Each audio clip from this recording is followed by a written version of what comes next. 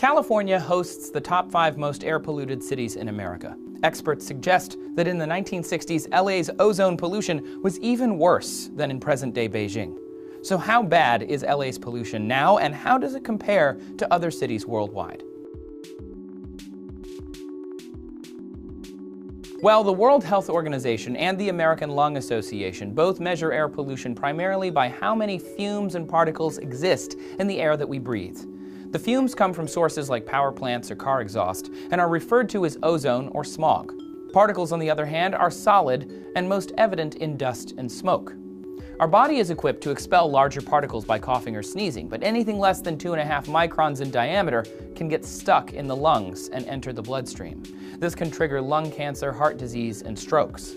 One researcher has compared living in a polluted city like Beijing to smoking 1.5 cigarettes every hour. In the US, Los Angeles is the worst ozone-polluted city due to its massive car population, and Fresno is the most particle-polluted as a result of brush fires and other burning of fossil fuels. California's pollution restrictions are some of the nation's strongest, but the recent drought has thwarted recent efforts to clean up the air. However, things have improved over the last half-century. At one point in 1954, LA was said to have virtually shut down for a month due to smog.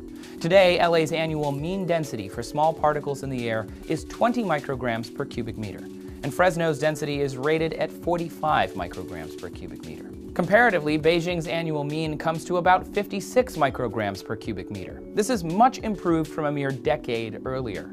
The city smog once merited the nickname Airpocalypse, and China was home to 16 of the planet's 20 most air-polluted cities. One recent report even suggested that pollution had contributed to more than 4,000 Chinese deaths every day. However, Beijing's pollution levels have since gone down, and China is taking steps to drastically curb emissions. They have set goals for emission reduction in international conferences, and they have threatened to shut down factories which don't comply to guidelines. This is not that different from the steps LA took to reduce their own pollution. The Clean Air Acts in 1963 and 1970 began a revolutionary change in air pollution regulation for California and other smoggy regions.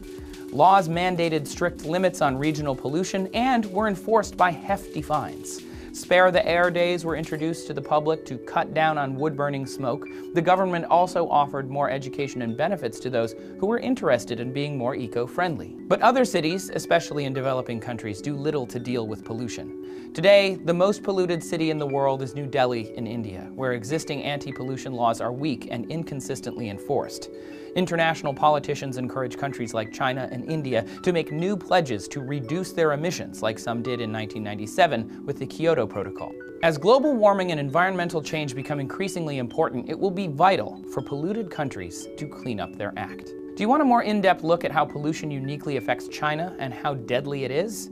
Watch this video. Chinese residents are subject to 40 times the number of microscopic irritants found in smog than is recommended by the World Health Organization. In fact, the former Chinese health minister has attributed the high rates of lung cancer in China to this toxic smog.